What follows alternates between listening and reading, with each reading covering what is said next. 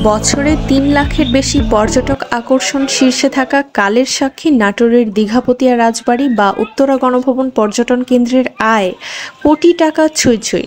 গেল ৪ বছরে অন্তত ৪ গুণ পর্যটক বাড়লেও তাদের জন্য কোনো গাইড বা সহায়কের ব্যবস্থা না থাকায় ঐতিহাসিক এ স্থানটি ঘুরে সঠিক তথ্য জানার সুযোগ পাচ্ছে না আগতরা। যে এখানে যদি একটু গাইডের ব্যবস্থা থাকতো তাহলে আমরা যে নতুন প্রজন্ম যারা তারা তো পুরো বিষয়গুলো সম্পূর্ণভাবে জানি না, তো আমাদেরকে যদি একটু জানানোর ব্যবস্থা করতো এবং প্রত্যেকটা ভবনের সামনে বা স্থাপনাগুলোর সামনে যদি একজন করেও গাইডের ব্যবস্থা করা হতো যে এই জায়গাগুলোতে আসলে কি হয়েছিল বা তার কাছ থেকে জানা যাবে, একটু ব্রিফিং পাওয়া যাবে, তাহলে আমাদের জন্য জায়গাগুলো আরও বেশি দর্শনীয় হয়ে উঠতো এবং এই যে আমরা ঘুরতে আসি এটা আমাদের কাছে আরও তাৎপর্যপূর্ণ হয়ে উঠতো, যেটা আমরা আরও রাজশাহীতে যে বা অন্যান্যদের কাছে এটা একটা প্রচার চালানো। দর্শনের বিনিময়ে প্রবেশের সুযোগ তৈরির পর থেকে পর্যটন কেন্দ্র হিসেবে নাটোরের উত্তরা গণভবনের সুনাম ছড়িয়ে আছে সর্বত্র।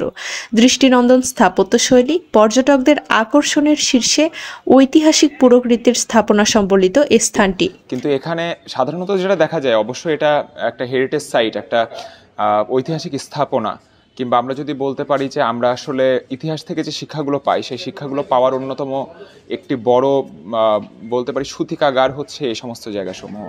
প্রায় ৩০০ বছর আগের প্রতিষ্ঠিত হলেও সময়ের সাথে সাথে নির্মাণশৈলীর দ্যুতি ছড়িয়ে সগৌরবে দিন দিন পর্যটকদের কাছে গুরুত্ব বেড়েছে।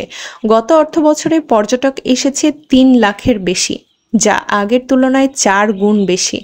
গত ৪ বছরে সরকারের আয় বেড়েছে ৪ গুণেরও বেশি। তবে প্রতিটি দর্শনার্থী সঠিক তথ্য জানার জন্য একজন গাইড বা সহায়কের অভাব বোধ করেন তারা।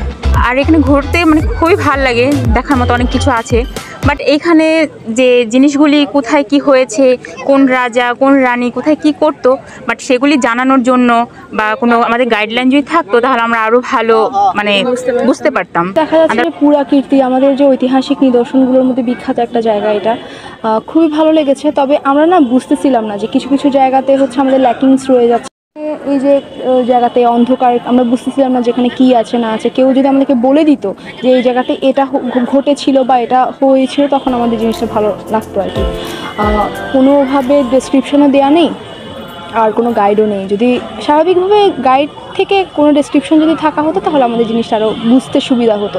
এছাড়া খুবই সুন্দর একটা জায়গা, রাজশাহীর মতো ক্লিন সিটি সবখানে দেখা যায় না। খুবই পরিষ্কার পরিচ্ছন্ন, খুবই গোছানো, খুবই ভালো লেগেছে জায়গাটা ঘুরে। দৃষ্টিনন্দন এই স্থাপনায় গাইডের ব্যবস্থা এবং স্থাপনাগুলোর সামনে ইতিহাস সম্বলিত বিলবোর্ড স্থাপন করা গেলে আগতদের ভ্রমণ হতো অর্থবহ। এই জায়গাটা অনেক সুন্দর, কিন্তু এখানে কোন রাজা যে স্থাপনা করছে সেটা আমরা জানি না, এই জন্য এখানে একটা গাইড থাকতে ভালো হতো। সীমিত জনবল থাকলেও সাধ্যমতো সেবা দেওয়া হচ্ছে বলে জানান গণভবন সহকারী ব্যবস্থাপক। অনেক দর্শনার্থী এসে চায়, অনেক যারা বয়োজ্যেষ্ঠ লোক আছে তারা জানতে চায়, তারা একজন গাইড চায়, কিন্তু আমরা তো তাদেরকে এইভাবে কাজ করতে পারি না তাদেরকে। তারপরেও আমরা সাধ্যের মতো যতদূর চেষ্টা করি তাদেরকে আমরা হেল্প করি আর কি।